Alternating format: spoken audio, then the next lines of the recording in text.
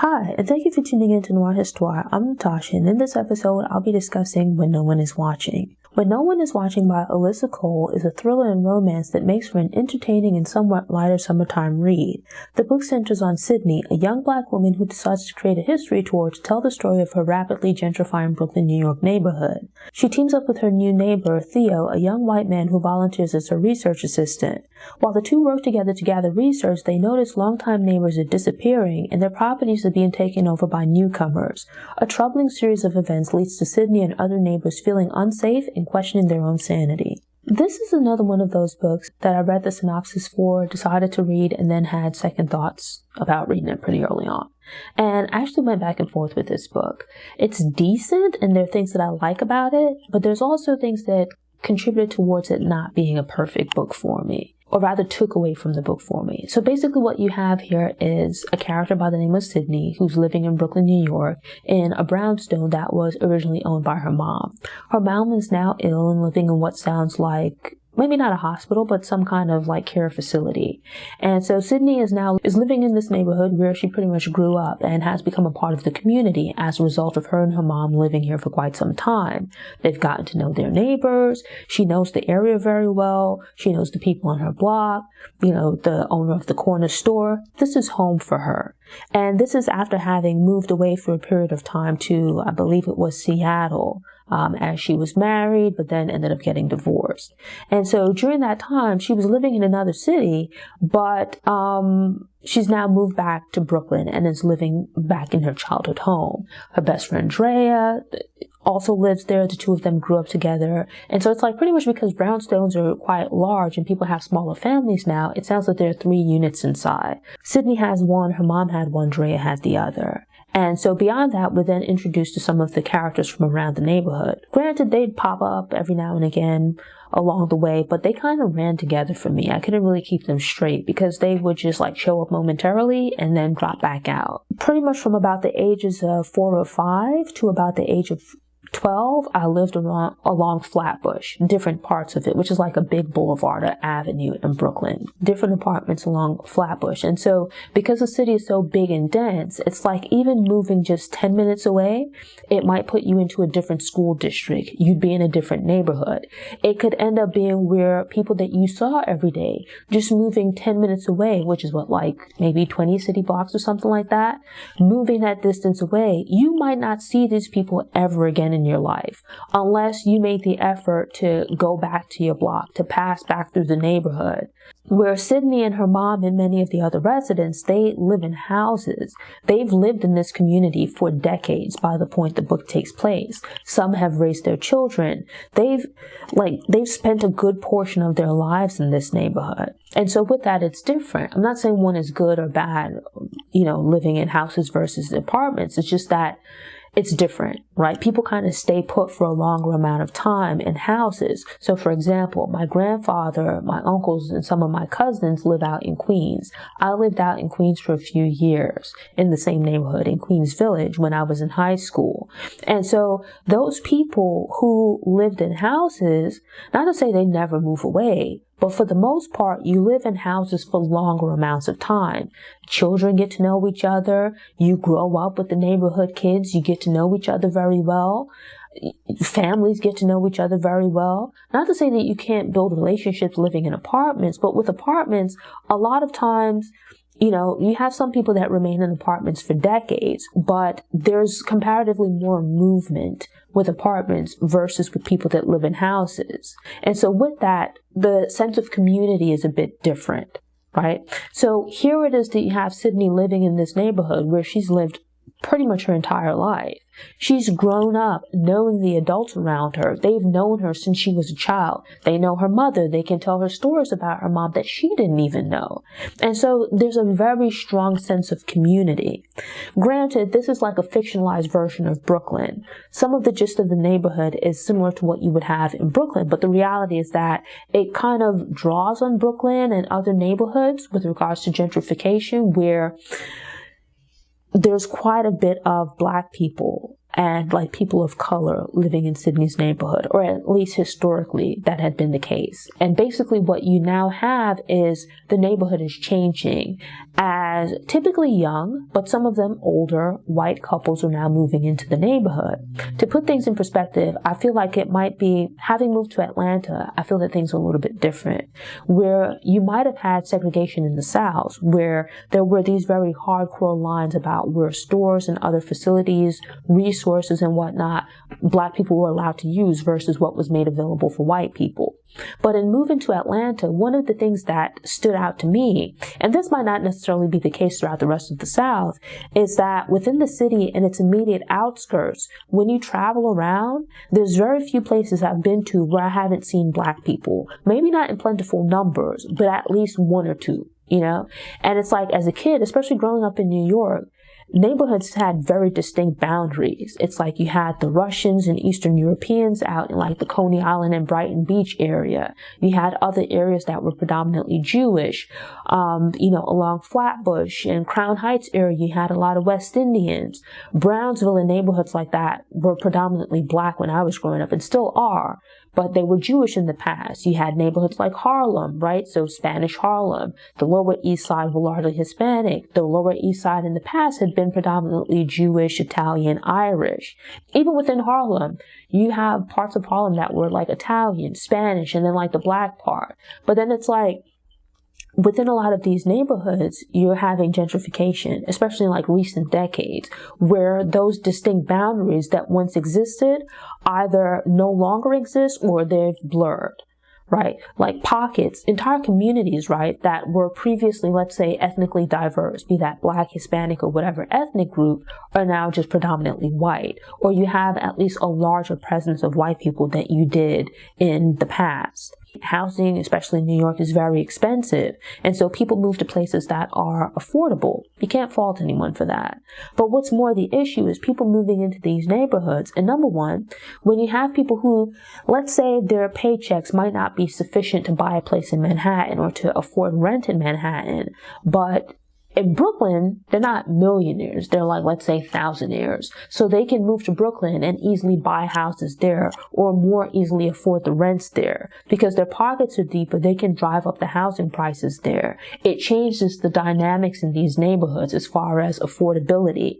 And part of that, right, gentrification is not just about, the purchasing of real estate and driving up the prices, but also how neighborhoods change. Because quite often what happens is that the businesses in these neighborhoods change as the needs and interests, preferences of the community changes. So it's like you'll start to see more chains versus, say, smaller mom and pop local places.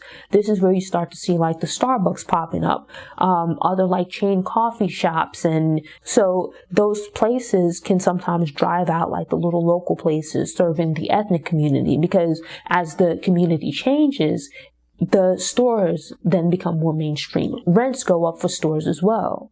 And so it's like, especially when you have people who are coming and purchasing homes or properties at higher prices, it drives up the real estate prices. And in addition to that, the culture of the community changes as well, because the people within the community change the things that they want, they desire changes, right?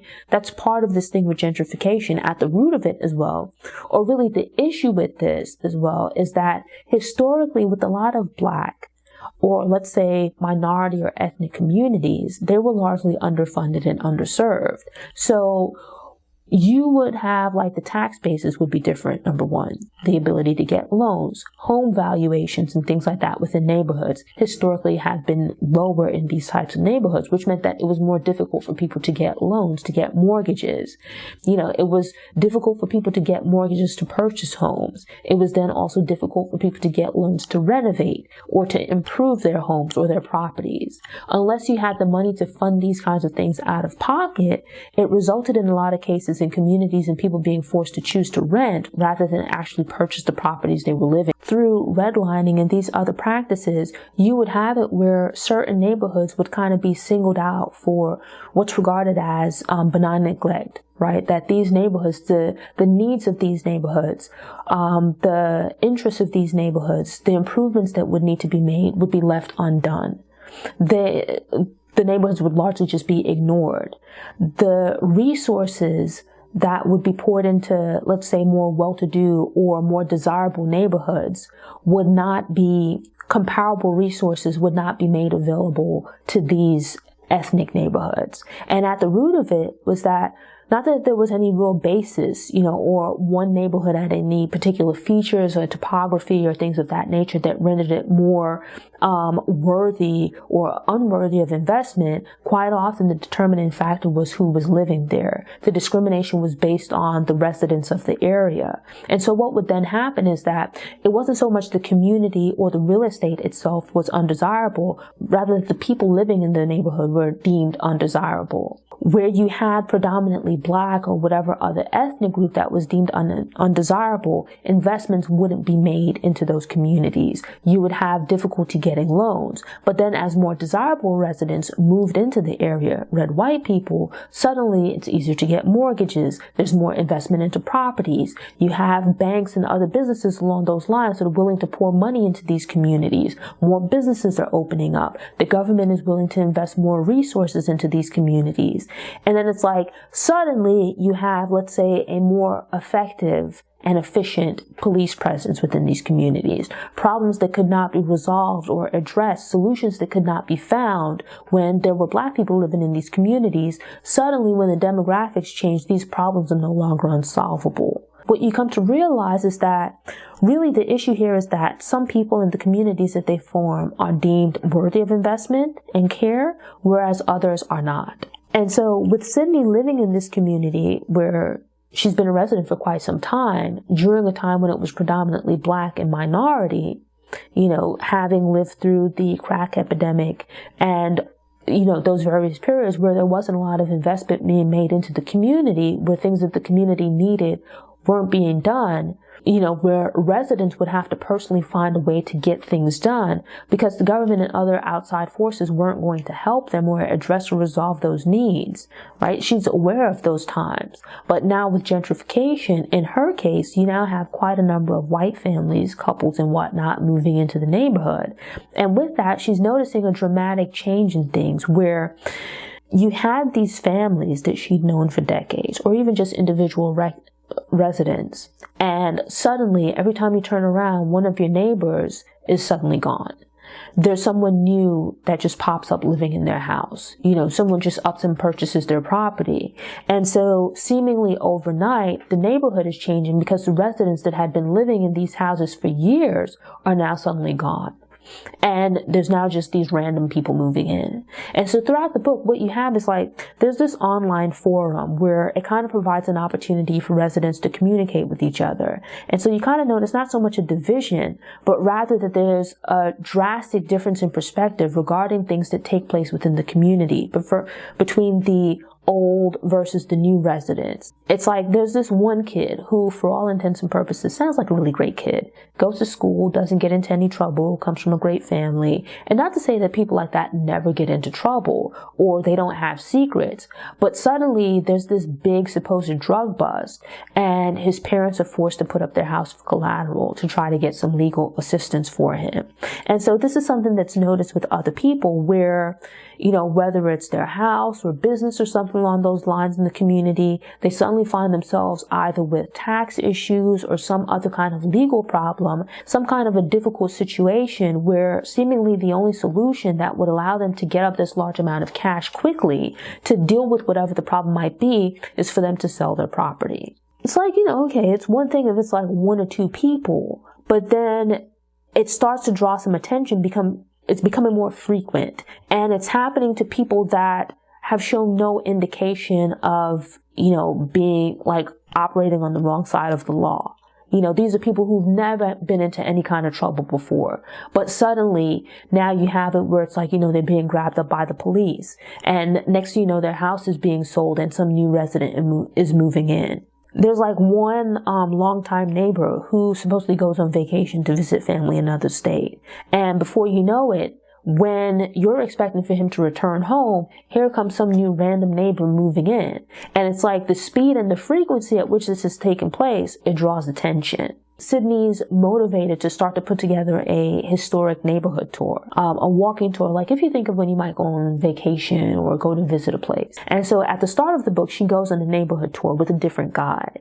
And the guide takes them around the neighborhood, but the story that she's getting is really devoid of any information about the residents that live in the community, that have historically lived in the community. It's a very sanitized and whitewashed version of the neighborhood's history.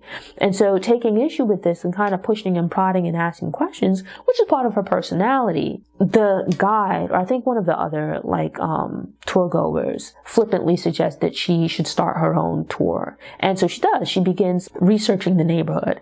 One of the other guys on the tour, who's a new resident, his name is Theo. He's recently moved into the community with his girlfriend, and the two of them have gone on the tour, and he ends up introducing himself to Sydney and some of the other residents and whatnot during one of their community meetings, and volunteers to assist her with gathering information to put together this tour. So basically functioning as her research assistant. And so with that, they start digging into the history of the community and looking more closely into some of the things that have taken place in the community in the present with regard to the residents and real estate patterns, things like that. But one of the high points for me, and something that I like about these kinds of books, is I read a lot of nonfiction, but I balance it out with fiction as well. And sometimes I read things just to read it. I'm not looking for anything deeper or whatever. It's just an entertaining book that I'm looking to read. But I like fiction books, and I've been especially fortunate in recent years, because I've been reading a lot more through Noir Histoire, to come across these types of books where it's fiction, yes, but within that fictionalized story, there's some basis in reality. So for example, in this book, it's a fictionalized story about these characters living in this neighborhood in Brooklyn who are dealing with gentrification, and Sydney's amped up, and there's a little bit of, sci-fi kind of fiction, thriller type stuff. There's some far-fetched events in the book to take place as a means of adding drama and interest to the story. But what I really enjoyed was when Sydney begins working on research for this walking tour, she digs into the history of the neighborhood, but as part of that, they dig into the history of Brooklyn and large-scale story of housing and housing segregation, breaking down gentrification and real estate, and how, it was historically used as an economic driver. And as part of that, how access for Black people has been historically limited as a means of limiting the power and control, both politically and economically, of Black people. And so you end up getting this really entertaining story. But at the same time, every now and then the author actually drops a little bit of real knowledge, which I enjoyed. For example, she discusses this community within New York called Weeksville, which is at this point, I have it on my list to look into, but there's a historic Black community. By the time the book takes place, it no longer exists. But it played a very important and vital role in the larger Black community in New York. And so you have the story of how the community was broken up. But in telling that story, she doesn't call it out by name, but there's discussion of another community, the Black community that was destroyed to create Central Park, which would be Seneca Village, which I previously wrote about as a Black history short. And I enjoyed these little tidbits that she dropped throughout the book. This history of Black people in America and their history with housing and housing issues. This thing of eminent domain, where a number of neighborhoods throughout the South, Midwest, and things like that were quite often Black neighborhoods, such as Seneca Village, where there would be plans to develop either a highway, or in the case of Central Park, some other feature or resource facility or something like that. There would be plans to develop this new thing, and it would have to go somewhere. And quite often what would happen is that Black communities would be selected as the site to put highways through, or to raise these communities and put in place a park, where things like that wouldn't take place in white communities. White communities wouldn't be proposed as sites for the introduction of these government facilities or resources or what have you. But the Black communities would often be selected. And what that would mean in some places is running a highway through the middle of a community, through the middle of a Black downtown, thereby displacing a lot of the residents, kind of breaking up the sense of community. And so within this telling of the story, her touching on this reality of eminent domain and these revitalization plans that never really happened, it ended up being one of my favorite parts of the book, where you had this fictionalized story, but then also her dropping some real knowledge throughout the book. not to say that you have to take it with a grain of salt, but rather that it's a jumping off point, because the book isn't about that specific topic, but rather just touches on it. So it's like, it's something where it would warrant and might be of interest, then dive into more deeply on your own to gain a more thorough understanding. I'd already researched, some of these topics, but now it had me wanting to look into Weeksville and other similar communities, some of the topics that she touched on. The book is really told from the perspective of the two characters. He's having some difficulties in his life. She's having some difficulties in hers. And they become not exactly friends, but they form a relationship of sorts in that they're working together, they're getting to know each other. The thing that I feel about these types of books is, the characters are Black. Yes. I think there's like an economic driver in making these types of books where the author or maybe the publisher, whoever it is, that while the characters are Black, there's intention for the book to appeal to a Black audience. There's also some hope that it will appeal to a wider audience as well, meaning white people. And in trying to appeal to a wider audience, I feel like what ends up happening is you then end up having like this random white character that's introduced. And that's not to say that Black and white people can't be friends or they can't be in a relationship, but the way the character tends to be introduced tends to give me pause. Because in the case of Theo, where you have these racial issues taking place with regards to housing, right?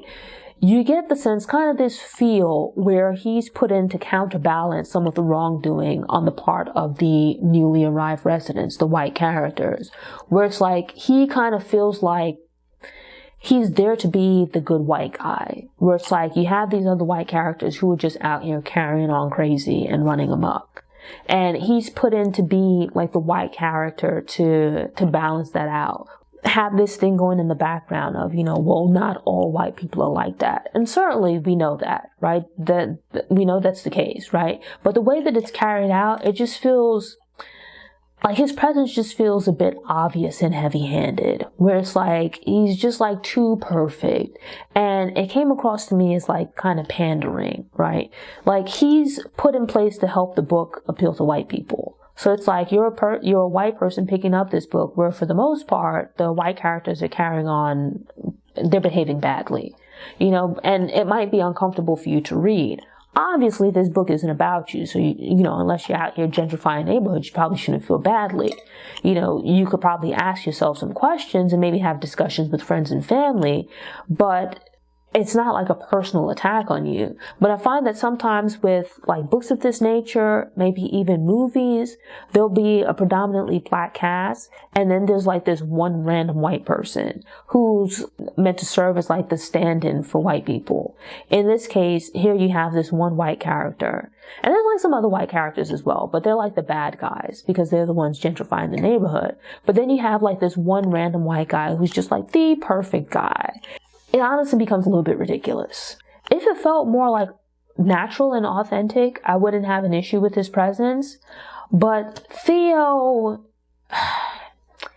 I just wasn't digging him. Honestly, I wasn't really digging Sydney either. She's like a flawed person and whatnot. Not to say the characters have to be perfect, but I felt like the characters needed work. Because Sydney's the main character, but it felt a bit like I've read this character before, and it's kind of tired. The story felt new and different until it kind of got into some tinfoil hat territory later on in the book. But I felt the characters overall needed more work.